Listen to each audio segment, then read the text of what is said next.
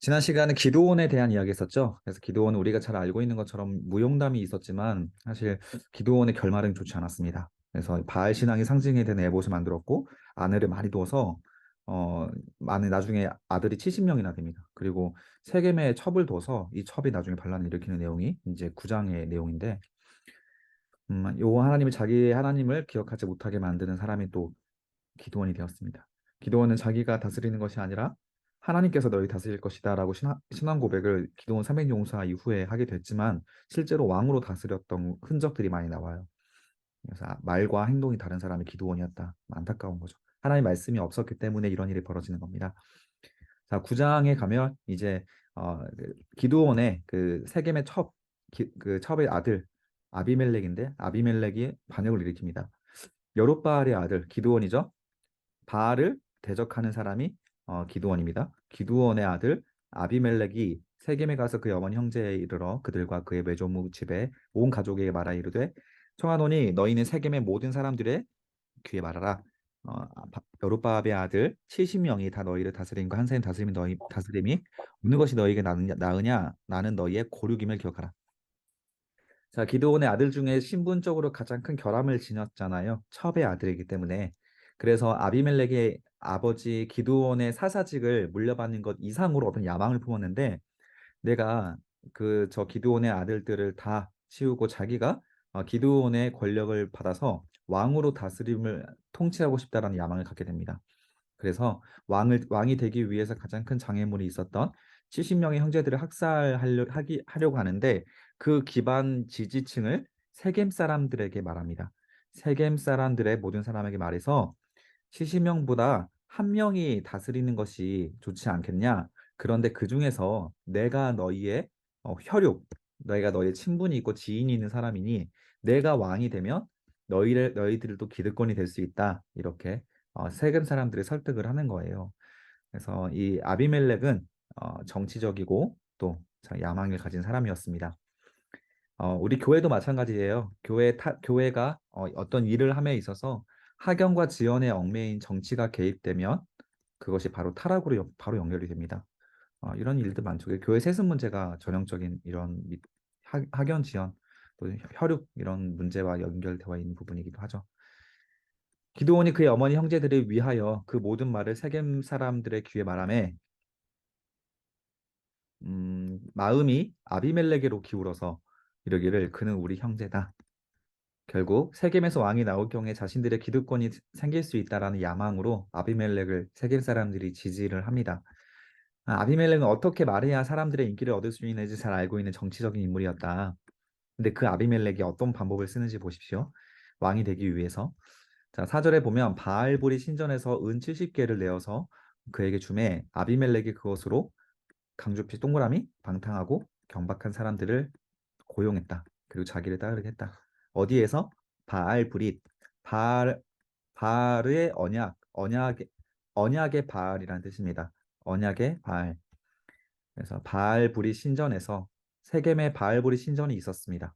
이스라엘에 이미 우상들의 신전이 가득했다는 증거가 여기서부터 나오고 있고요. 아비멜렉의 왕자의 난 역시 하나님의 영향력이 어디에서도 찾아볼 수 없는 지극히 이방 나라적인 반란이다. 그래서 바알 신상과 종교를 수용함과 동시에 이스라엘 백성들은 그들의 가치관과 세계관, 종교관이 이미 이방 나라들과 다르지 않았다. 그렇기 때문에 이 신전에서 은 70개를 후원받아서 70개로 방탕한 견박한 사람들을 샀다. 그래서 이 아비멜렉의 왕이 되는 사실은 사실 성경에서 이스라엘의 초대 왕으로 인정하지 않아요. 이스라엘의 초대 왕은 우리가 사울로 알고 있잖아요. 하나님께서 이스라엘 백성들이 제비뽑기 하시고 모든 사람들이 사울을 왕으로 인정하게끔 하는 그 하나님의 역할이 있고 기름 부음이 있는 하나님의 절차가 있었는데 이 아비멜렉은 어쩌면 성경에 등장한 최초의 왕일 수 있겠지만 이스라엘의 왕일 수 있겠지만 성경은 이 아비멜렉을 왕으로 인정하지 않습니다. 그냥 사탄의 무리들을 고용해서 얻은 악행으로 치부를 하는 거예요. 그래서 똑같은 왕입니다. 이스라엘 왕이지만 하나님이 인정하지 않은 왕이 있었다. 똑같은 우리들의 삶의 결론이지만 하나님이 인정하지 않은 삶이 있다. 이것도 분명히 우리가 알고 있어야 되고 똑같이 드리는 예배지만 하나님이 인정하지 않은 예배도 있다. 다 적용할 수 있어요. 내가 지금 힘쓰고 계획하고 달려가고 있는 방향이 하나님이 인정하지 않는 길일 수 있다. 이거를 우리는 생각하면서 두려운 마음으로 긴장하면서 선택들을 해나가야 되는 겁니다. 자, 오브라이는 아버지의 집으로 가서 그 70개로 구입한 은 70개로 구입한 돈으로 사람들을 고용을 했고 그 사람들이 자기 형제 70명을 한 바위 위 동그라미 주세요. 한 바위 위에서 죽였을 때. 자, 그 왕자들에게 가서 충동적으로 그들을 죽인 게 아닙니다. 한 바위 위에서 했대요. 그래서 왕자들의 학살하는 행위가 충동적인 것이 아니라 계획적인 범죄로서 철저하게 계획해서 범죄했다. 율법에서는 계획적인 살인에 대해서는 용서하는 용납할 수 있는 길이 없습니다. 하나님의 버림받은 저주를 받게 되죠. 형제 70명이래요. 왕자의 난을 위해서 사용된 금액이 은 70개였는데 70명을 죽였다. 성경은 이 아비멜렉이 은 한 개로 사람 한 명의 한 사람의 생명값을 치른 것처럼 묘사를 하고 있습니다.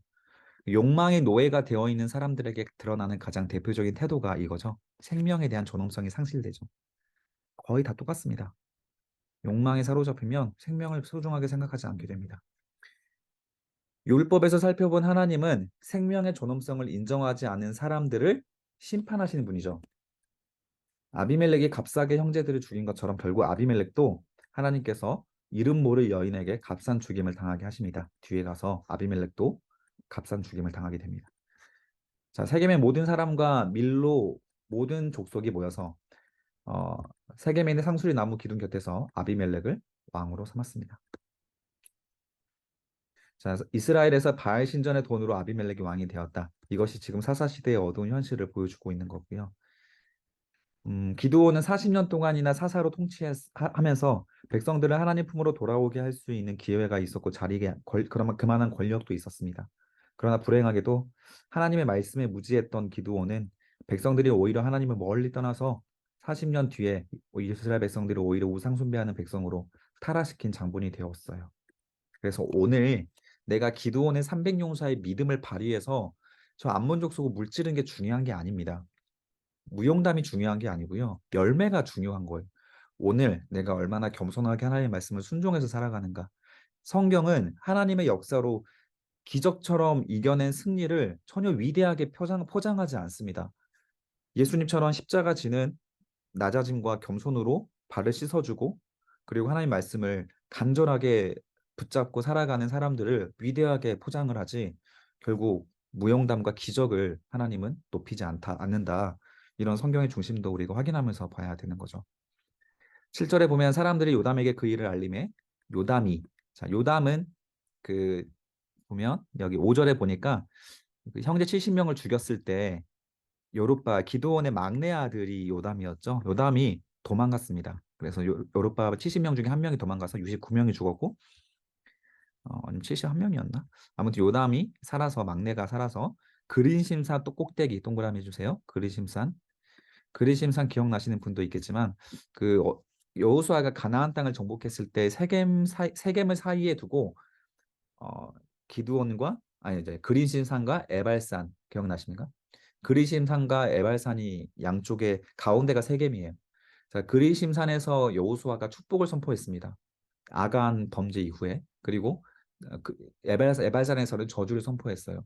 그래서 하나님 말씀대로 불순종하면 저주를 받을 것이고 순종하면 축복을 받을 것이다. 그리심산과 에발산에서 각각 저주와 축복을 말했는데 지금 요담이 그리심산으로 올라가서 저주를 말합니다. 세겜 사람들아 내 말을 들으라 그리하여 하나님 너의 말을 들으실 것이다 라고 하면서 자 그래서 아마도 요담은 그 에발산이 아니라 그리심산의 저주를 선포하고 있는 의도가 있겠죠. 이스라엘에게 선포된 축복이 세겜 사람들처럼 언약을 파기하는 자들로 인하여서 저주로 변할 것이다라는 의도를 담은 것으로도 우리가 해석을 할 수 있습니다. 그래서 우리가 주신 축복의 내용이 중요한 게 아니라 저주를 받지 않으려고 순종하는 것이 중요하기 때문에 축복을 하나님께 선포하셨어도 저주를 행하면 그 축복은 저주로 바뀌게 됩니다. 이것도 성경에서 우리에게 교훈하는 것이고 그 요담이 그리심산에 올라가서 한 가지 비유로서 어떤 그 아비멜렉의 만행에 대해서 비유로 설명을 하는데 하루는 나무들이 나가서 기름 부어 자신들의 왕으로 삼으려고 하는 나무를 찾았대요. 비유예요. 여러 나무들이 있어서 그 중에서 나무들이 누가 우리의 왕이 될까라고 하며 감람나무에게 갔답니다. 그랬더니 감람나무는 하나님과 사람을 영화롭게 나의 기름은 하나님과 사람을 영화롭게 하기 때문에 감람나무에 나오는 그 열매로 그 뭐냐 기름 사람들에게 기름 붓고 또 그 뭐냐 그 성막에서 불도 피우잖아요. 그래서 이 감람나무는 이미 내가 가지고 있는 내 삶 자체가 하나님을 영화롭게 하는 것으로 이미 만족스러우니 내가 어찌 그 이상을 바라고 이것을 버리고 가서 나무들 위에서 우쭐대리요. 자, 그리고 무화과 나무에게 나무들이 갔습니다. 그럼 네가 우리들의 왕이 되라 했더니 무화과 나무가 이르되 나의 단 것과 나의 아름다운 열매를 내가 어찌 버리고 가서 나무들 위에 우쭐대리요. 내가 이미 가진 것만으로도 나는 은혜가 있다. 자, 나무들이 또 포도나무에게 가서 말합니다. 우리가 왕이 되라, 우리의 왕이 되라 했때 포도나무가 그 이르되 하나님과 사람을 기쁘게 하는 내 포도주를 내가 버리고 가서 나무들 위에서 우쭐 내리요. 자, 감람나무, 무화과나무, 포도나무는 전부 다 이스라엘에서 재배되는 것들이고 제사에서도 사용되는 나무들이에요. 그러니까 나무들의 왕이 되려면 이 정도 나무는 되어야 사실 이스라엘을 대표하는 나무다. 이스라엘의 왕이 될 수 있는 나무다. 그런 충분한 자격이 있는 나무들이지만 정작 충분한 자격이 있는 나무들은 거절합니다. 왜냐하면 하나님의 은혜를 이미 알고 있고 신정 통치 국가잖아요. 인간의 왕이 필요 없다. 하나님께서 우리를 통치하시고 내게 주어지신 오늘의 삶이 너무 만족스러운데 내가 왜 더 많은 걸 바라고 하나님 왜 내가 이 인간을 다스리려고 하겠느냐? 충분한 자격이 있는 사람들은 정상적인 이스라엘이라면 그것을 알고 자기가 왕이 되려고 하는 것을 거절할 것이다. 그런데 모든 나무가 가시나무에게 갔을 때 이 가시나무가 하는 말은 너희가 참으로 내게 기름을 부어 너희 위에 왕으로 삼겠거든 와서 내 그늘에 피하라. 밑줄 그어주세요. 가시나무는 그늘이 없죠. 그리하지 아니하면 불이 가시나무에서 나와서 레바논 백합목을 사를 것이다. 이스라엘에서 가장 좋은 나무 백합목을 불태울 것이다. 라고 하는 협박까지 합니다. 그래서 오히려 나무 중에서 가장 어, 유익이 없고 오히려 해를 끼치는 나무가 가시나무인데 그 아비멜렉이 가시나무와 같다라는 비유를 하면서 70명의 왕자들 중에서 가장 자격이 없는 자가 왕이 되었고 그것은 가시나무인 아비멜렉의 문제가 아니라 그 아비멜렉을 왕으로 인정한 백성의 문제다라고 하는 것을 지적을 하고 있어요. 너희가 정상적인 백성들이었다면 아비멜렉을 왕으로 세우지 않았을 것이다. 자, 정치적이고 악한 목사가 교회 오늘날에 왜 존재할까요? 이모들 때문에 교회가 타락하고 교회가 세상으로부터 지탄받게 되는 그 이유가 무엇일까? 그를 분별할 수 없는 성도들의 문제다. 이거 성경에서 지적을 하는 부분입니다. 요한계시록에서도 그 거짓 선지자들과 함께 멸망하는 사람들이 성도들이에요. 거짓 선지자들 추종하고 그들의 말을 좋아하는 성도들이 함께 지옥불에 떨어집니다. 그 성도들의 세속적인 니즈가 있기 때문에 그 목사에게 목사를 좋아하고 따르는 것이죠.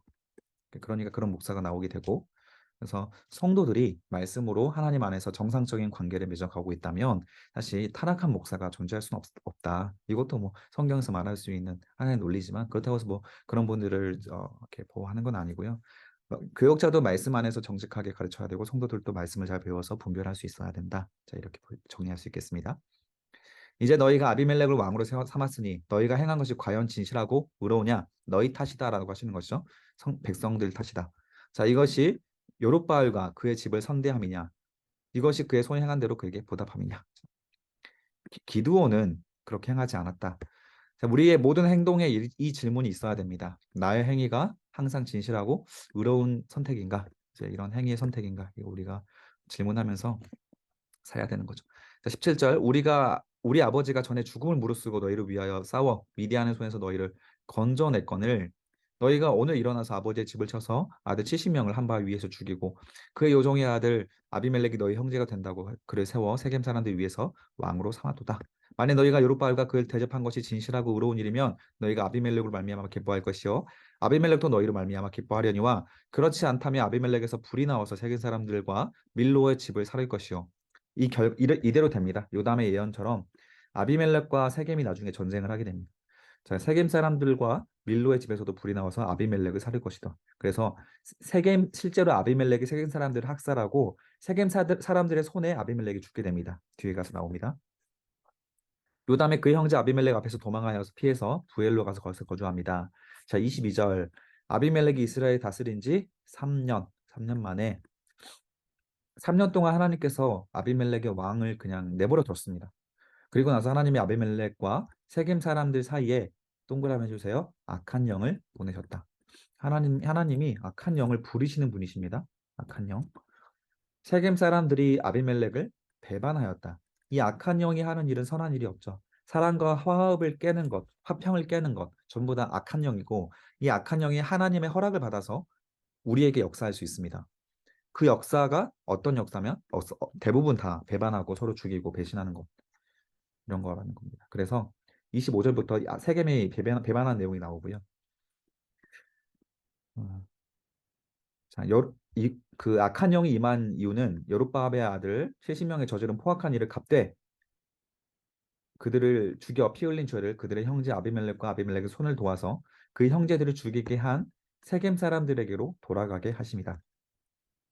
세겜 사람들에게. 그래서 하나님의 심판의 대상은 아비멜렉이 좀 잘못해서 시작을 했지만 이 아비멜렉을 비롯하여 반역에 동조한 세겜 사람들도 포함이 된다는 거. 그래서 우리가 목사님의 실수는 목사님의 타락은 교회의 타락이 되지만 그렇다고 하나님 앞에서 그게 변명이 될 수는 없다는 것입니다. 조심해야 좀 이렇게 주의를 정신을 좀 반짝 차리고 살펴봐야 됩니다. 교회들을. 25절에 보면 세겜 사람들이 산들의 꼭대기에 사람을 매복시켜 아비멜렉을 엿보게 하고 하나님의 악한 영을 임하니까 벌써 이제 의심하고 엿보기 시작을 하죠.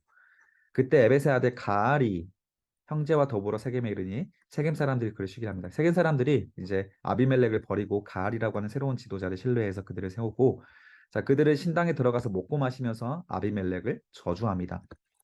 하나님 보내신 악한 영, 악한 영이 역사하는 곳에서 일어나는 일들이죠. 교회에서 요즘에 카페가 없어지는 교회가 많이 있습니다. 왠지 아세요?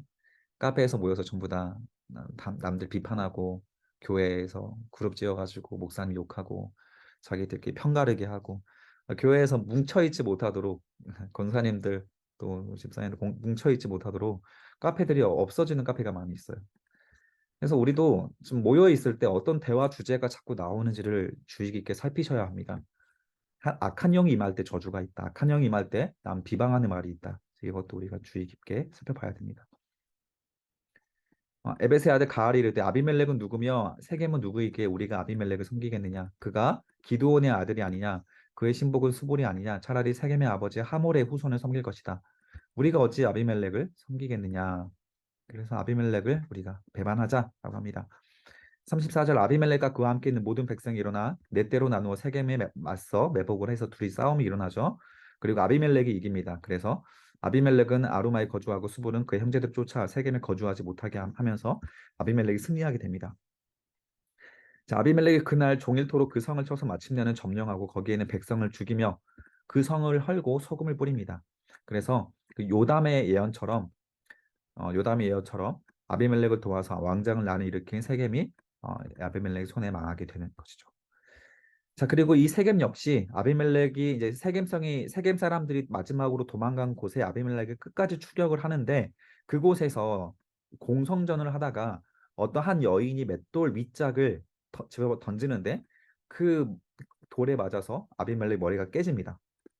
그래서 세겜의 한 여인에 의해서 아비멜렉이 죽게 된다. 이때 당시에 여인의 손에 죽는 것을 할례받지 않은 사람들의 손에 죽는 것과 뭐 동일하게 여길 만큼 수치스럽게 여기는 문화가 간습이 있었습니다. 오늘날에는 뭐 적용할 수 없는 거지만 그래서 이 아비멜렉이 네가 나를 죽여라 옆에 있는 사람한테 부탁을 하죠.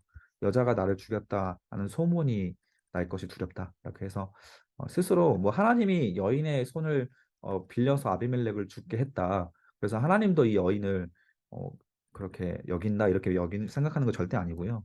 아비멜렉이 그렇게 여기기 때문에 이렇게 사용을 하신 겁니다. 이해되시죠? 아비멜렉이 그 사람을 그것을 수치스럽게 생각하기 때문에 가장 수치스러운 죽임을 하나님께서 당하게 하셨다. 이렇게 보는 것이 맞죠. 56절에 보면 아비멜렉이 그의 형제 70명을 죽여서 자기 아버지에게 행한 악행을 동그라미 하나님이 이같이 갚으셨고 요담의 저주가 그들에게 응하였다. 10장에 넘어갑니다. 이제 6대 사사 돌라 이 사건이 있고 그리고 3절에는 야일 넘어가겠습니다. 6절에 보면 변하지 않은 이스라엘 향 하나님 책망이 있는데 자 이렇게 사사들이 계속 있으면서 이제 이스라엘 백성들에게 하나님 주신 동일한 메시지가 존재하지만 6절에 보니까 전혀 바뀌지 않아요. 다시 여호와의 목전에 악을 행하였다. 그래서 바알들을 비롯하여서 아스다롯과 아람의 신들과 시돈의 신들과 모압의 신들과 암몬 자손의 신들과 블레셋 사람들의 신들을 섬기고 그러면서 이 세상의 것들은 다 섬기면서 하나님을 버리고 그를 섬기지 않았다. 이게 공존할 수가 없는 겁니다. 하나님을 버리면 세상 모든 신들을 섬기게 되는 것이 인간이에요. 여호와께서 이스라엘에게 진노하사 블레셋 사람들의 손과 암논 자손의 손에 그들을 파셨다. 자, 이스라엘 백성들이 섬긴 신의 나라죠. 그 신의 나라의 손에 그들을 파셔버린 거죠. 너희들 마음대로 해라라고 하는 거죠.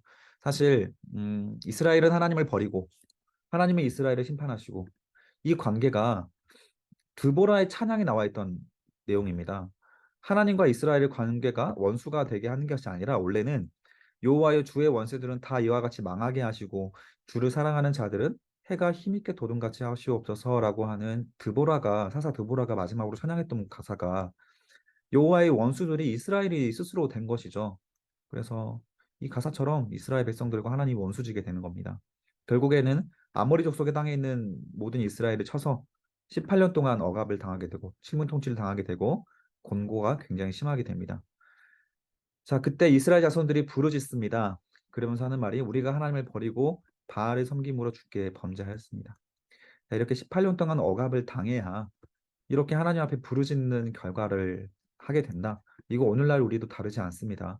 그래서 18년은 무엇입니까? 30년, 뭐 20년, 30년 전부 다 우리가 하나님 앞에 이런 부르짖게 되기까지 하나님은 고난을 계속 줄 수밖에 없는 거예요.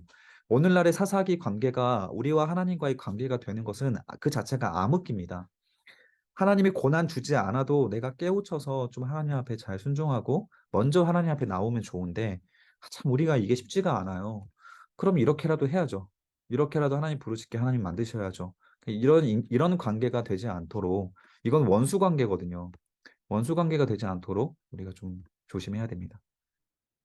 저에게 하는 말입니다. 저에게. 우리가 우리 하나님을 버리고 바알들을 섬김으로 주께 범죄하였습니다. 이 고백이 나오기까지 하나님이 기다리셨다. 그때 여호와께서 이스라엘 자손에게 이르시되 자 내가 너희에게 그동안 얼마나 많은 구원을 베풀었느냐 내가 얼마나 많은 나라로부터 너희를 건졌느냐 그런데 너희가 또 나를 버리고 다른 신들을 섬겼으니 그러므로 내가 다시는 너희를 구원하지 아니하리라.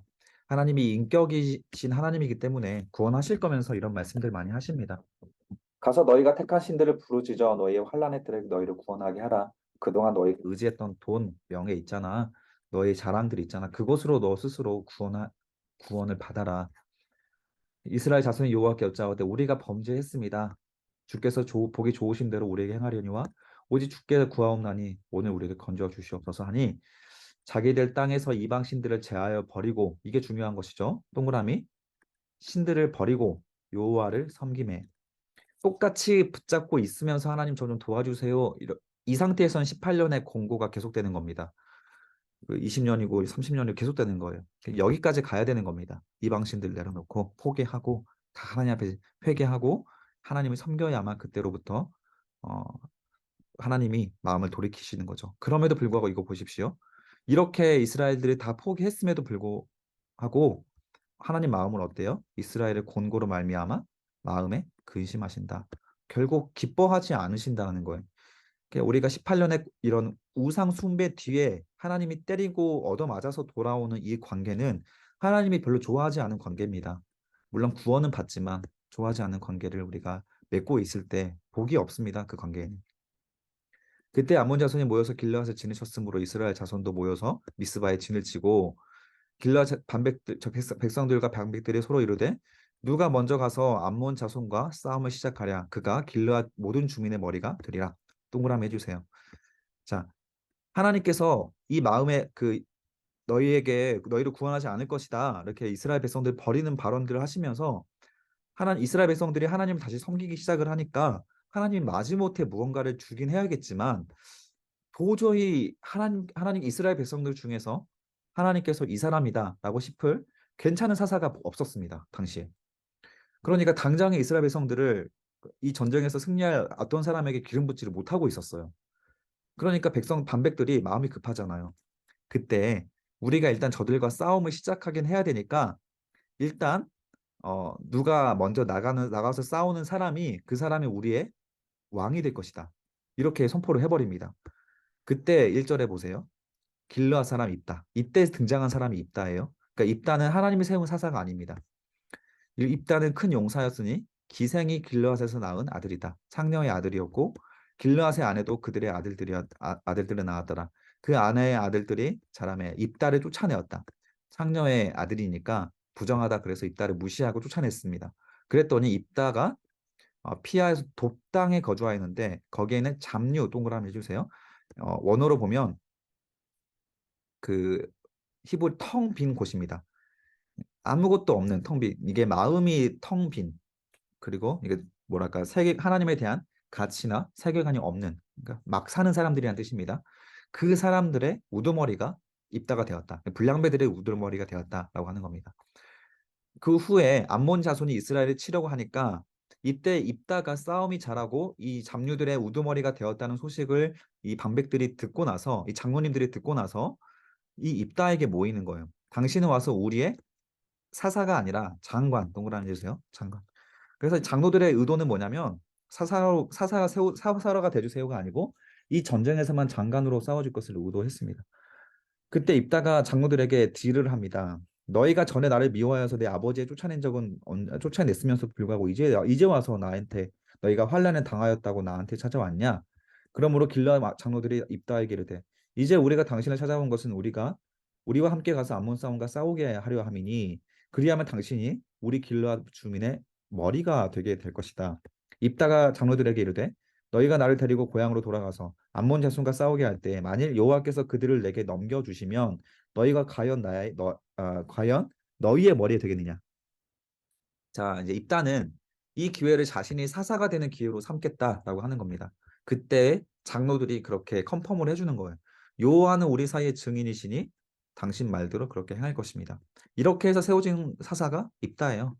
그러니까 입다는 하나님이라는 이름은 몇 번 언급하긴 하지만 처음부터 하나님을 섬기는 사람도 아니었고 잡류들 그 불량배들의 우두머리였습니다. 깡패의 우두머리였어요. 이런 사람이 사사였으니 하나님 뜻대로 순종할 리가 만무하잖아요. 그래서 이제부터 입다가 하는 모든 행위들은 하나님과 상관이 없습니다. 그럼에도 불구하고 하나님의 근심함으로 어떤 일이 발생하냐면 뒤에 내려가 보니까 29절에 이에 여호와 영이 입다에게 임하시니 이거를 보고 입다를 하나님께서 허락했다, 하나님이 기뻐했다 이렇게 생각하면 안 되고 여기로 연결을 하는 겁니다. 하나님의 근심. 도저히 세울 사람이 없다. 그 시대가 바로 사사시대였습니다. 그래도 이스라엘 백성들이 회개하고 하나님 붙잡으니까 누구라도 세워야겠고 장로들이 입다에게 찾아왔으니까 그래 하나님이 마지못해 입다에게 하나님의 영이 임하게 하셨던 것이죠. 그 관점으로 보면 입다의 이야기가 좀 이해가 됩니다. 13절에 12절부터 보면 자 11절에 보세요. 그렇게 사사가 되는 기회로 삼게 되는데 이에 입다가 길러 장로들과 함께 가서 백성의 그를 자기들의 머리와 장관을 삼았습니다. 사사가 아니라 장관을 삼았죠. 근데 이때부터 입다가 사사가 됩니다. 자, 입다가 미스바에서 자신의 말을 다 여호와 앞에 아뢰었다. 이 말이 무슨 말이냐? 하나님의 뜻을 구한 것이 아니라 하나님 앞에서 장로들과의 약조를 맹세했다는 거예요. 그래서 이때부터 사사로서 입다가 일을 하게 됩니다. 12절에 암몬 사람들과 이제 협상을 사사가 시작을 하는데 암몬 자손의 왕에게 사자들을 보내 이르되 네가 나와 무슨 상관이 있기에 내 땅 동그라미 해주세요. 자, 입다가 암몬 사람들과 협상하는 자리에서 내 땅이라고 표현을 하죠. 왕으로서 나간 겁니다. 입다는 스스로 왕이라고 여기고 있어요. 암몬 자손의 왕이 입다의 사자들에게 말하되 이스라엘이 애굽에서 올라올 때 아르논에서부터 야복과 요단까지 내 땅을 점령했기 때문이니 이제 그것을 평화롭게 돌려달라. 자, 이제 그 암몬 자손이 과거 수백 년 전, 100년, 수백 년 전에 있었던 일들을 역사를 가지고 이야기를 합니다. 그래서 이때부터 역사 논쟁이 시작이 돼요. 근데 놀랍게도 입다가 성경 역사 지식이 좀 있습니다. 입다의 이야기 중에서 3분의 1에 해당되는 분량을 이 논쟁에 할애하고 있어요. 그 입다의 논쟁은 전쟁을 싸움 없이 피하고자 하는 협상을 위한 것인데, 어, 여기에서 지금 입다가 역사 논쟁을 하면서 싸움을 피하기 위한 협상을 하잖아요. 평화를 위해서 협상을 하는데, 사실 이후에 에브라임 지파와의 갈등이 한 번 더 있거든요. 그때는 이 협상력을 발휘하지 않습니다. 이 협상력을 협상하는 내용을 보면 입다가 협상을 굉장히 잘하고 역사적인 지식도 있고 말도 잘합니다. 그럼에도 불구하고 같은 동족이었던 에브라임 지파와의 갈등에서는 협상하지 않고 그들을 학살해 버립니다.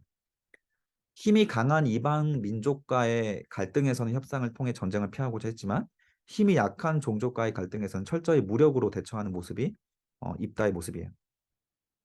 그래서 신앙에서 지식이 굉장히 중요한 위치를 차지합니다. 지금 우리가 보내고 있는 시간도 지식을 위한 시간이고요.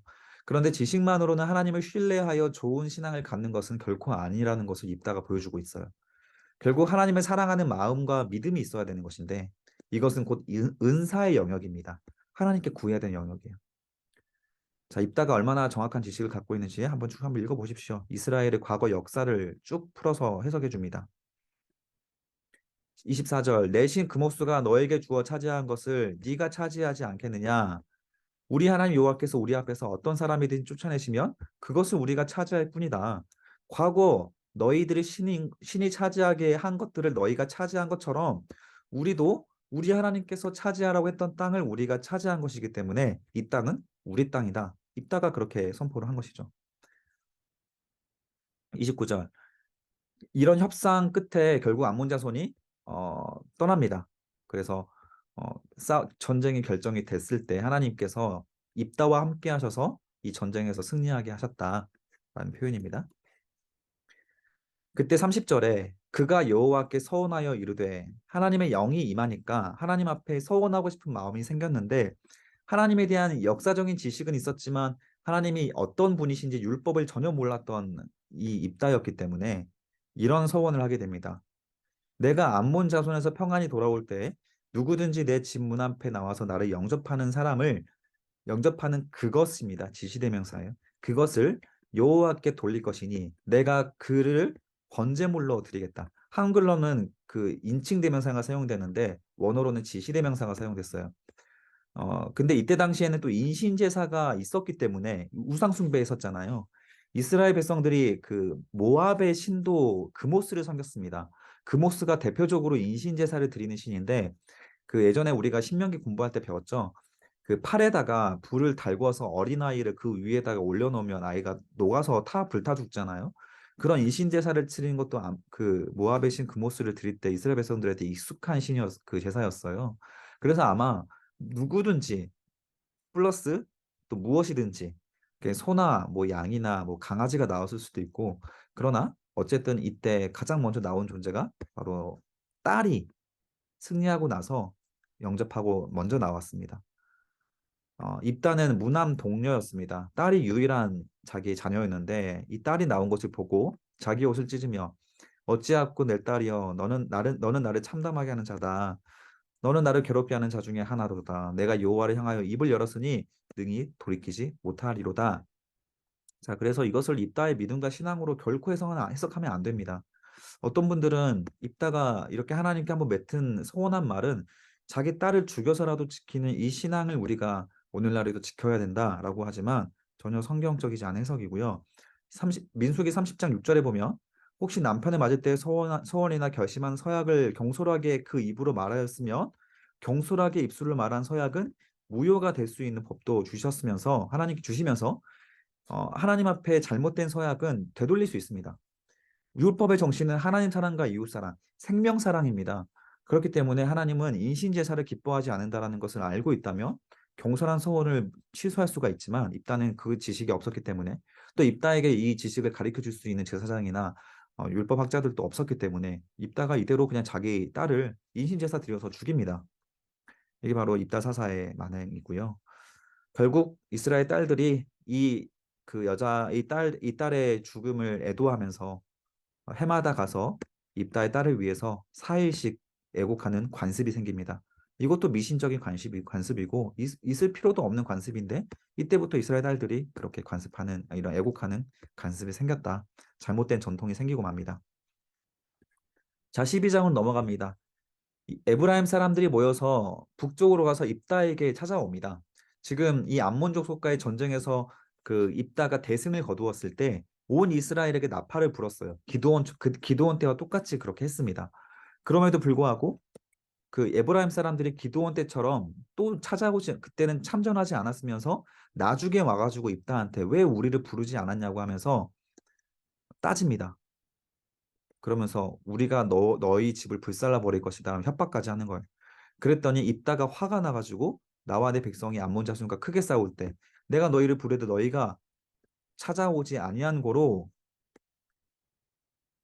싸우지 않았는데 어찌 이제 와서 나한테 시비를 거느냐라고 하면서 입다가 길라 사람들을 모아서 에브라임과 싸워서 에브라임 사람들을 철저하게 학살해 버립니다.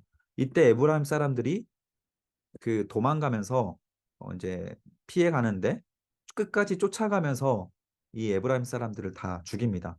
그 사람들이 풀불 터져서 이제 도망가니까 에브라임 사람들을 찾아내서 죽이기 위해서 진을 치고 사람들이 지나갈 때 십볼렛이라는 발음을 하게 합니다.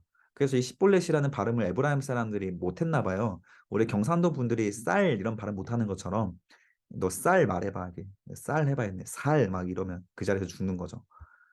그래서 이때 죽은 사람이 4만 2천 명이 죽게 됩니다. 입다가 이스라엘 사사된 지 6년째 이 일이 있었다. 자, 이것은 그냥 이것도 마찬가지로 이스라엘의 왕이 없으므로 자기 각기 소견에 옳은 대로 행했던 그 결과가 이렇게 되었다. 결코 하나님이 인정하지 않은 그런 동족 비극의 상잔이었습니다. 자, 그리고 나서 9대 사사 입산으로 넘어갑니다. 입산이 이스라엘의 사사가 되었다. 그랬더니 입산은 또 한술 더 떠서 아들 30명과 딸 30명을 두었으니 그들의 딸을 밖으로 시집보내 밖으로 동그라미 불신결혼을 시켰다는 뜻입니다. 아들을 위해서는 밖에서 이스라엘 백성들 밖에서 여자 30명을 데려왔더라. 그가 사사가 된 지 7년이다. 갈수록 태산이죠. 갈수록 엉망입니다. 10대 사사 엘로는 10년 동안 다스렸다. 특별한 뭐 언급은 없고요. 13절 그 다음에 압돈이 사사가 되었다.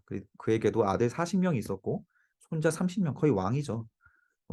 그리고 8년이었고 압돈이 죽었다. 이렇게 뭐 별로 이게 법도 질서도 없는 사사들의 연속이 계속됩니다.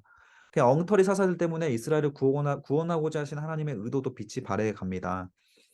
그래서 하나님께서 기름 부었다, 이 사사들을 기름 부었다 이런 표현들이 전혀 없죠. 지금부터는 그 이유가 무엇이냐면 아까 말했던 하나님 이스라엘 백성들이 고통받을 때마다 하나님을 부르짖었을 때 하나님이 근심이 되니까 아유 부르짖어서 어쩔 수 없이 또 이들을 구원은 하긴 해야겠는데 그러니까 이런 엉터리 사사들이 세워지는 겁니다. 이런 구원을 받아서 무엇 하겠습니까? 하나님 나라에 갔을 때 책망받고 부끄러울 뿐인 거죠. 자, 그리고 나서 등장하는 사사가 바로 이 12대 사사 삼손입니다. 삼손도 뭐 별반 다르지 않습니다. 삼손도 그나마 조금 이제 하나님과 어떤 씨름이 있어서 마지막에 회개하는 사사가 삼손이죠. 그래서 삼손의 가장 의미 있는 시간은 삼손의 이야기에서 가장 큰 교훈은 마지막 회개하는 삼손에 대한 부분밖에 없습니다. 자, 완전히 무너진 사사의 존재의 의미를 회복하시고자 하나님께서 작정하시고 한 사사를 준비하시는데 하나님의 기대는 나시린에게로 향합니다. 나시린. 거룩하게 구별된 사사라면 어렸을 때부터 동그라미 적어주세요. 어려서부터 거룩하게 구별된 사사라면 이스라엘을 바른 길로 인도하실 거라는 하나님의 기대가 있었기 때문에 그러나 나시린 출신 삼손은 하나님의 기대를 완전히 꺾어버립니다. 나시린 규례는 민수기 6장에 나와 있었죠. 포도주와 독주를 마셔서는 안 됩니다. 머리에 삭도를 대지 말아야 됩니다. 시체를 만져서도 안 됩니다. 근데 삼손은 이 세 가지 중에서 머리카락만 지켰고요. 1번과 3번은 관심도 갖지 않았어요. 사람들을 학살하고 다녔죠. 자기 기분에 나쁘다고 해서 막 사람들 때려 죽였죠. 포도주 맨날 취하고 있었죠.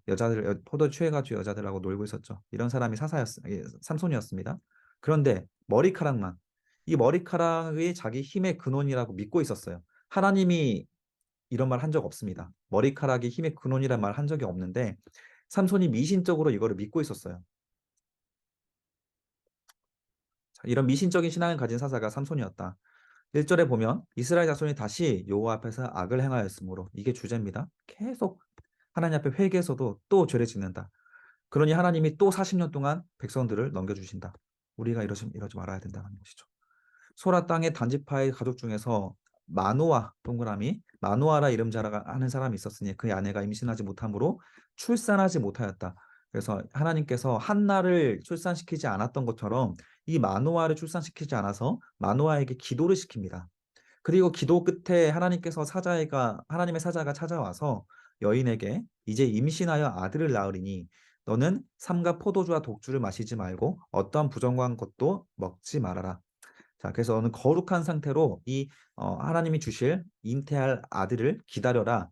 마치 천사가 마리아에게 찾아왔던 것처럼 그렇게 하나님께서 일을 하셨습니다. 그런데 거룩을 위해서 하나님께서 명령하셨던 것이 바로 포도주, 그러니까 술을 마시지 말라는 거예요. 여러분, 성도라면 우리 술 그냥 마시지 맙시다. 거룩이랑 술 취하지 않는 거랑 굉장히 밀접하게 연결이 됩니다.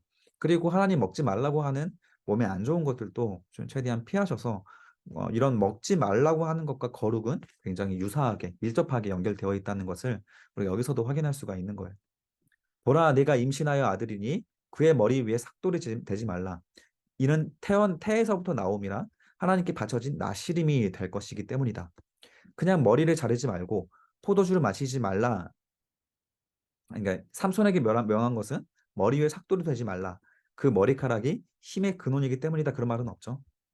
이건 나시린의 법을 그냥 삼손에게 지켜라라는 말씀입니다. 그가 블레셋 사람 손에서 이스라엘을 구원하기 시작하리라. 그래서 삼손을 통해서 구원을 계획을 하셨습니다. 이에 여인이 가서 남편에게 말하여 이르되 있었던 일을 말합니다. 그리고 나서 임신한 아들을 낳으니 이제 포도주 독주 마시지 말고 부정한 것도 먹지 말라. 이 아이는 태에서부터 죽는 날까지 하나님께 바쳐질 나시린이 될 것이다. 이렇게 남편에게도 말을 합니다. 그랬더니 마노아가 여호와께 기도하여 이르되 주께 구하옵나니 주께서 보내셨던 하나님의 사람을 우리에게 다시 오게 하사 우리가 그 낳을 아이에게 어떻게 행할지 우리에게 가르쳐 주소서 하니 하나님이 마노아의 목소리를 들으셔서 여인이 밭에 앉았을 때 하나님의 사자가 다시 임하셨으나 남편 마노아는 함께 있지 아니하였습니다. 그리고 나서 여인이 급히 달려가서 그 남편에게 알려 보소서 전일에 내게 오셨던 천사가 다시 왔습니다. 그래서 마노아가 일어나 아내를 따라서 가서 그 사람에게 이르러 그에게 묻되 당신이 이 여인에게 말씀하신 그 사람이니까 이르되 내가 그러다. 마노아가 이르되 이제 당신의 말씀대로 되기를 원합니다. 내가 여인의 말한 것들을 다 삼가서 또 반복하죠. 이렇게 3번이나 지금 반복합니다. 그래서 나시린의 법을 잘 지켜라. 이만큼 3번이나 지금 성경이 스토리를 통해서 3번 반복한 거지만 이렇게 거룩한 사람을 만들어가기까지 하나님께서 이제 나시린을 통해서 이스라엘 백성들을 구원하는 좀 특별한 거룩한 사사를 기대하셨다라는 거. 근데 그 거룩한 사사의 모습이 이처럼 이렇게 먹는 것과 또 이렇게 술 마시는 것 이런 것과 밀접하게 그 연결이 되어 있다. 이런 부분들을 강조하시는 것으로 우리도 충분히 해석할 수 있는 겁니다. 쭉 넘어가겠습니다. 자, 그의 이름은 삼손이라 하라. 그리고 여호와의 영이 그를 움직이기 시작하셨다. 자, 그리고 그 이후의 내용들은 그냥 쭉 읽어보시면 됩니다. 삼손이 이스라엘 사사로 20년 동안 지냈습니다. 그 삼손에 대한 이야기 요약을 제가 적어놨습니다. 여기. 블레셋에 예쁜 여인이 있다고 해서 이방 여인을 아내로 맞이했고 능력이 있다고 해서 이유 없이 사자의 입을 찢어버렸고 게다가 나시리는 시체를 가까이 하면 안 되지만 죽은 사체에서 나온 부정한 꿀을 마시고 술 마시고 60벌 옷을 내기 도박하고 친구들과의 아내 마음 상하게 하고 60벌 옷을 구하기 위해서 아글롬 사람 30명을 쳐 죽이고 그 옷을 빼앗아 오는 짓을 했던 것이 삼손이에요. 결국 다곤 신전 아래에서 연자 맷돌을 가는 불행한 신세가 되었다. 이게 삼손 이야기의 결론입니다. 삼손이 20년 동안 있으면서도 이스라엘에게는 평안했다라는 결론이 없었습니다. 하나님이 나시린에게 소망을 걸었음에도 불구하고 하나님 말씀을 모르면 이스라엘 백성들에게는 끝까지 이런 소망이 없었다. 이게 바로 삼손 이야기의 결론이에요. 자, 그리고 17장으로 넘어가겠습니다. 하나님을 섬기고자 하여도 하나님의 율법, 캐논, 기준이 없으니 각각 상상하는 하나님을 섬기게 됩니다. 각각 자기 마음대로 하나님을 디자인하여 섬기게 되었다. 자, 그 이야기가 바로 이 미가 은신상 사건이고, 자, 이것이 사사시대 풍경을 나타내는 1번입니다. 이스라엘이 어떻게 타락했는지를 보여주는 대표적인 장면이에요. 1절에 보니까 에브라임 산지에 미가라고 하는 사람이 있었대요. 그의 어머니에게 이르되 내가 어머니께서 은 1,100을 잃어버리셨으므로 저주하시고 내 기회도 말씀하셨더니 보소서 그 은이 내게 있습니다. 내가 그것을 가졌나이다 하니 그의 어머니가 이르되 내 아들이 여호와 복받기를 원하노라. 자, 이렇게 은 1,100을 잃어버렸는데 아들이 찾아줬대요. 그랬더니 미가가 그 은 1,100을 어머니에게 도로 주매 어머니가 내가 내 아들을 위하여 한 신상 동그라미 해주시고 한 신상을 새겨서 한 신상을 부어 만들기 위하여 내 손에서 이 은을 누구에게 여호와께 동그라미 어떻게 거룩히 동그라미 드리노라라고 하면서 그 은 1,100을 도로 찾아준 하나님 앞에 거룩하게 감사의 표현을 하기 위해서 무엇을 만드냐면 신상을 만들었다라는 거예요. 그래서 지금 10계명의 2계명을 정면으로 어, 어기면서 이것이 여호와께 거룩하게 드린다고 생각하는 시대가 사사시대죠. 이거 정말 오늘날에 정말 말하기도 민망할 만큼 이런 일들이 많이 일어나고 있습니다.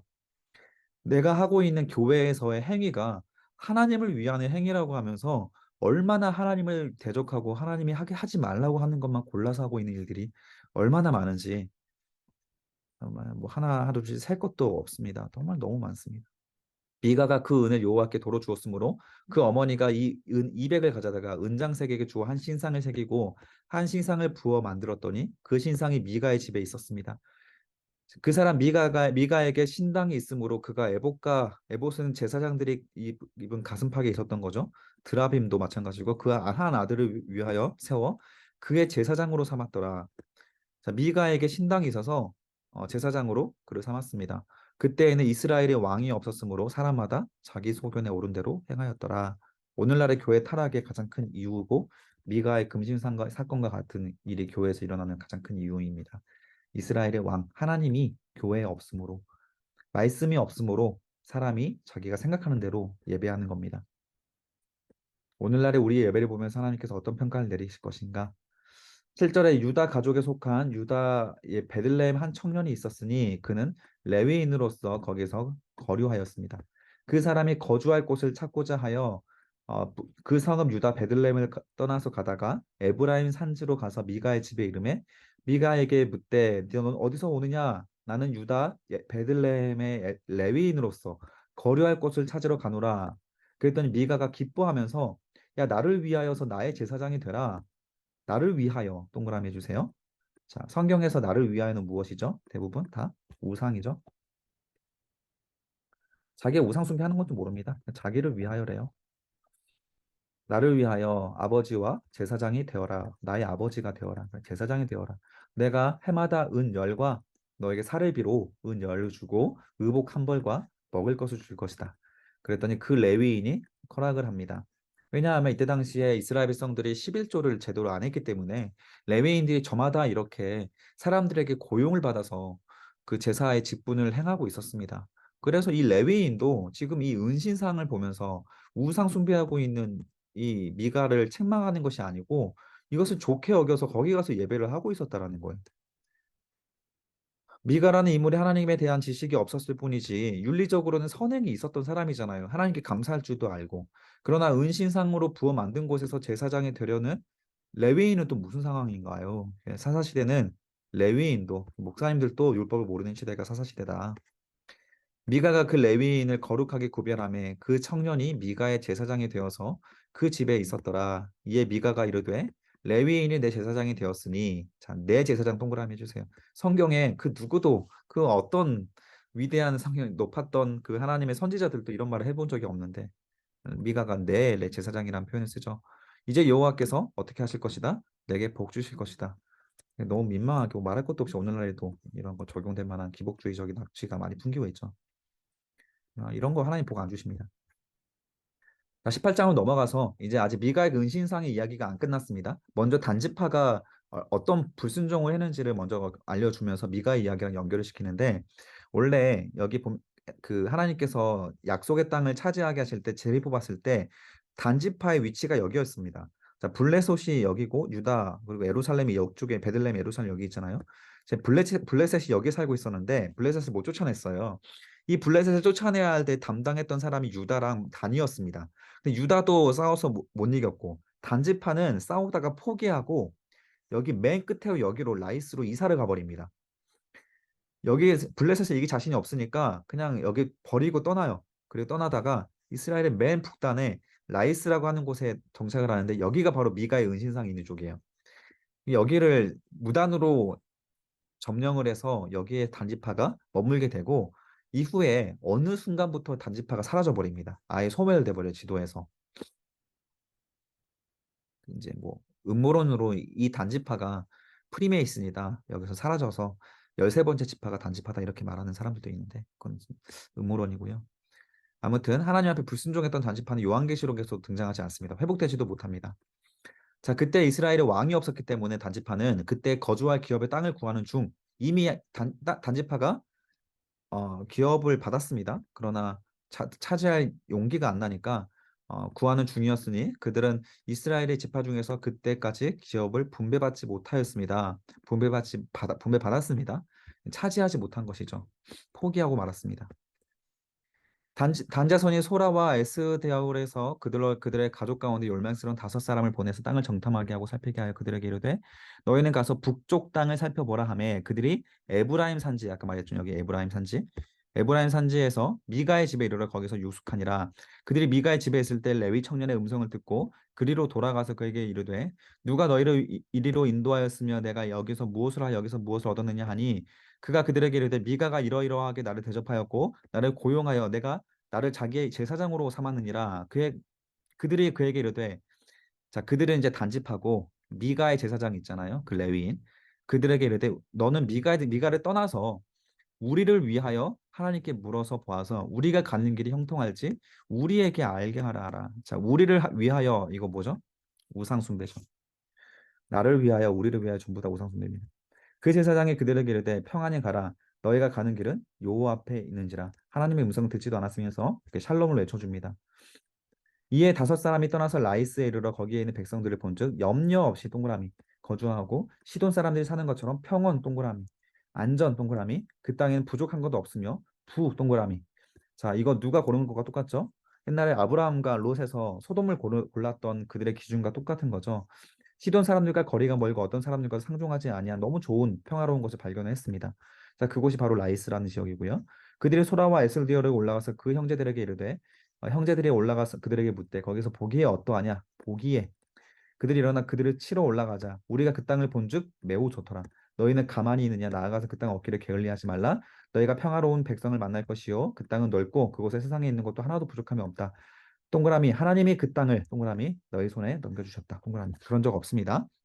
자신들의 이익과 평안을 위해서 하나님의 이름을 막는 데 사용하는 모습이에요. 그냥 자기들이 보기 좋은 거지. 하나님께서 그 땅을 우리 손에 넘겨주는 건 아니죠. 그냥 자기들한테 좋은 것이 하나님께서 주신 선물이라고 여기고 있는 겁니다.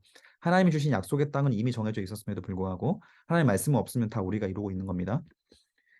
실제로 보면 단지파 가족 중에서 600명이 무기 들고 소라와 에슬대올에 출발했습니다. 그리고 거기서 에브라임 산지 미가의 집에 이르러서 전에 라이스 땅을 정탐을 갔던 5사람이 그 형제들에게 말하되 이 집에 에봇과 드라비명과 새긴 신상과 부어 만든 신상이 있는 줄 너희도 아느냐 은신상 그것이 있는 것을 그때 봤다.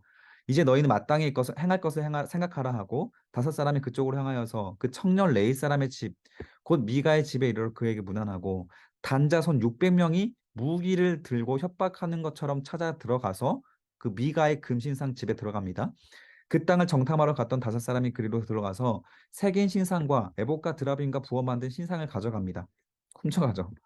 그리고 그 제사장은 무기를 지닌 600명과 함께 문 앞에 섰더니 그 5사람이 미가의 집에 들어가서 새긴 신상과 에봇과 드라빔과 부어 만든 신상을 가지고 나오매 그 제사장이 그들에게 묻되 너희가 무엇을 원하느냐 하니 그들에게 이르되 잠잠하라 조용해라 너의 손을 입에 대라 우리가 함께 가서 우리의 아버지와 제사장이 되라. 내가 한 사람의 집의 제사장이 되는 것, 혹은 이스라엘 한 지파와의 제사장이 되는 것 중에 어느 것이 낫겠느냐 하니 그 미가의 은신상 레위인이 기뻐가지고 당연히 대형 교회의 목사가 낫죠. 내가 이 개척교회에서 단임 목사하는 것보다 한 지파 뭐 대형 교회 목사가 되는 건 당연히 좋죠라고 하며 기뻐하면서 에봇과 드라빔과 색인 우상을 가지고 가서 그 백성에게로 들어갑니다. 자, 이런 표현들 안타까운 표현이죠. 신앙보다 안전한 생계가 최우선 되어 있는 성도의 모습도 우리가 빗대어 볼 수 있고 오늘날 목사님들이 큰 교회를 담임하고 싶어하는 모습과 똑같습니다. 600명의 조폭들을 상대로 은신상을 도둑질하고 제사장들에게 부와 권력을 약속해주고 레위인은 좋다고 따라가는 것, 이게 사사시대의 배경입니다. 24절 미가가 이르되 내가 만든 신들과 제사장을 빼앗아 갔으니 이제 내게 오히려 남은 것이 무엇이냐 너희가 어찌하여 나더러 무슨 일이 있느냐. 미가가 막 화를 내죠. 단자손들에게. 단자손이 그에게 이르되 너의 목소리를 우리에게 들리지 말게 해라. 더 이상 한마디만 더 하면 너희를 죽여버릴 것이다. 협박을 하면서 떠납니다. 그러면서 하나님을 위하여 뭐 제사장 뭐 좋은 말들 다 하죠. 27절 단제손이 미가가 만든 것과 제사장을 취하여서 라이스에 이르러 한가하고 걱정 없이 사는 백성들을 만나 어떻게 하죠? 칼날로 그들을 학살을 해서 그 성을 불살라서 그거는 구원할 자가 없습니다. 자, 단자손이 자기들을 위하여 새기는 신상을 세웠고 동그라미 에서 모세의 손자래요. 게르솜의 아들인 요나단. 그의 자손은 단지파의 제사장이 되었다. 자, 미가의 금신상을 세웠던 그 레위인의 그 출신이 나오는데 충격적이게도 모세의 손자래요. 모세의 손자. 참. 그래서 참 이런 거 보면 모세의 손자라 할지라도 성경을 알지 못하면 이렇게 타락한다는 겁니다. 모태신앙인 게 중요한 게 아닙니다. 명성교회 보십시오. 모태신앙이어도 그렇게 세습하고 다 하잖아요. 할 거 다 하잖아요. 부모의 신앙 교육의 중요성에 대해서도 교훈할 수 있는 거죠. 모세의 아내라도 게르솜이면 그 사람이잖아요. 미리암의 아들이잖아요. 근데 미리암이 불신자였습니다. 그러다 보니까 모세의 아내라도 하나님 말씀을 모르니까 자녀를 이렇게 거룩한 사람으로 교육할 수가 없었던 겁니다. 자녀 신앙의 성공은 절대적으로 부모에게 달려 있는 겁니다. 하나님이 실로에 있을 동안에 미가가 만든 바 신상이 단자손에게 있습니다. 결국 단자손은 소멸하게 됩니다. 내용 얼마 안 남았거든요. 빨리 가겠습니다. 자, 19장은 성경에서 나와 있는 내용 중에서 가장 충격적인 사건입니다. 자, 19장에서 21장까지가 사사시대 풍경 2예요. 21장까지는 사사기가. 사사시대 풍경 3은 룻기로 넘어갑니다. 자, 사사시대에서 똑같이 이스라엘의 왕이 없을 때 어떤 일이 발생하냐. 어떤 레위 사람이 또 레위 사람이 문제입니다. 유다 사람에게 첩을 맞이했대요. 레위 사람이 정실 부위 말고 첩도 있었대요. 그러니까 이것도 전혀 개의치 않은 이게 문제 제기가 되지 않습니다.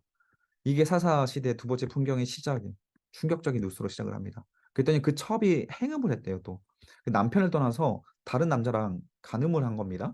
그래서 그 첩을 떠나서 노딱 동안 그 4개월 동안 아버지 집에 돌아가서 지내니까 레위인이 화가 나가지고 그 첩을 찾으러 간 거예요. 그 남편이 여자에게 다정하게 말하고 그를 데려오고자 하여 하인 한 사람과 나귀 두 사람을 데리고 그에게 가매 여자가 그를 인도하여 아버지 집에 들어가니 그 여자가 아버지를 보고 기뻐하면서 결국 같이 떠납니다. 다시 돌아왔어요. 그랬다가 베냐민 지파 쪽으로 가게 되는데 14절에 베냐민에 속한 기부에 가까이 이르러 해가 지게 됩니다. 그래서 이제 한 노인의 집에 가서 묵게 되는데 레위인과 그 첩이 노인의 집에 들어갔을 때 성읍의 불량배들이 그 집을 에워싸고 문을 두들기면서 너희 집에 들어온 사람을 이끌어내라 우리가 그와 성관계하리라라고 그 협박을 합니다. 그랬더니 그 사람이 여기에 내 처녀 딸과 이 사람의 첩이 있은즉 내가 그들을 끌어내리니 너희가 그들을 욕보이든지 너희 중에 좋은 대로 행하되 오직 이 레위인에게만은 망령된 일을 행하지 말라. 소돔과 고모라에서 있었던 일과 비슷하죠. 자, 우리가 듣지 아니하므로 그 사람의 첩을 레위인이 당황스러워하면서 자기 첩을 붙잡아서 밖으로 던져버립니다. 그랬더니 그들이 그 첩과 성관계하는데 밤새도록 그 여자를 능욕을 하다가 새벽에서 놓고 떠나는데 그 다음날 아침에 레위인이 일찍 일어나서 밖에 나가고자 하는데 야 빨리 일어나 가자라고 아무렇지도 않게 물어봅니다. 그랬더니 아무 대답이 없어요. 죽은 거예요. 그 여인이. 그랬더니 레윈이 화가 나가지고 그 시체를 12또막을 나누어서 12지파로 보내버립니다. 이런 일이 있었다고 보고를 하는 거예요. 그래서 시신을 토막내가지고. 이 사건으로 인해서 이스라엘의 300년 만에 이스라엘 총회가 열립니다. 그래서 이것을 보는 자마다 다 이르되 이스라엘 자손이 애굽 땅에서 올라온 날부터 오늘까지 이런 일은 일어나지도 아니었고 보지도 못한 일이었다라고 하면서 상이한 후에 말하자고 하면서 20장에 처음으로 총회가 열리게 되는 거예요. 이 총회가 베냐민 지파의 문제를 일으킨 불량배를 내놓을 것을 요구합니다. 그 불량배만 내놓으면 우리가 불량배들을 처형을 시켜서 이스라엘의 규칙을 바로잡겠다 이렇게 했는데 베냐민 지파가 또 이 불량배들을 보호해요. 내놓지 않습니다. 결국 11지파와 베냐민 지파 간에 전쟁이 일어나게 되고 이 전쟁을 끝으로 베냐민 지파 600명만 남게 되고 모든 베냐민 지파 사람들이 죽임을 당하게 되는 내용이 20장과 21장 내용이에요. 자, 이것에 대한 그리고 나서 베냐민 지파가 소멸될 것을 뒤늦게 걱정한 이스라엘 백성들이 다시 한번 총회를 열어서 대안을 마련하게 되는데 야, 우리 지파 중에서 베냐민 지파가 소멸하면 어떻게 되냐? 이건 안 된다. 그 대안이 무엇이냐면 출정 명령에 따르지 않았던 길르한 야벳의 사람들을 학살해서 여성 400명을 납치해 와서 그리고 이방 여성 200명을 집단으로 납치해서 남은 베냐민 지파 600명과 강제로 결혼을 시켜요. 이때부터 베냐민 지파는 그 가장 약한 지파 그리고 혼혈 지파가 되어버립니다. 이 베냐민 지파 후손이 바로 사울 왕이죠. 그래서 사울이 기름 부음 받을 때 나는 베냐민 지파 중에서도 가장 작은 자입니다라고 말했던 그 이유가 여기에서 비롯된 거예요. 자, 이 대안을 끝으로 내린 사사기의 결론이 그때 이스라엘 왕이 없으므로 사람이 각기 자기 속에 오른 대로 행하였더라. 이것으로 이렇게 사사기의 결론이 맺힙니다. 그러니까 이런 충격적이고 말도 안 되는 일들이 이스라엘에 일어날 수 있었던 이유는 말씀이 없었기 때문이다. 결국 이 결론입니다. 오늘날에도 우리의 왕은 하나님이십니다. 성경 66권을 통해서 우리가 순종하고 선택하고 결단해서 하나님의 통치 아래로 들어오라고 하나님께서 말씀하고 계시고 그 말씀이 육신 되신 성자 예수 그리스도를 통해서 우리가 어떻게 살아가야 하는지 몸소 보여주셨습니다. 그럼에도 불구하고 성경 말씀을 공부하기를 게을리하고 하나님에 대해서 무지해진다면 지금 사사시대의 이스라엘과 다를 바 없는 미신적인 신앙에서 벗어나지 못할 거예요. 성경을 공부하는 하나님의 자녀가 되어서 오늘 죽어도 천국 갈 수 있다는 믿음으로 확신하는 자들에게 선택 사항이 아니라 의무 사항이 바로 성경 공부라는 것을 깨달아서 우리가 성경을 가까이 해야만 이런 사사시대 같은 일들이 오늘날 우리에게 일어나지 않는다. 이것을 사사기를 통해서 우리에게 교훈하고 있는 겁니다. 오늘 여기까지 공부하고 사사기 마치도록 하겠습니다.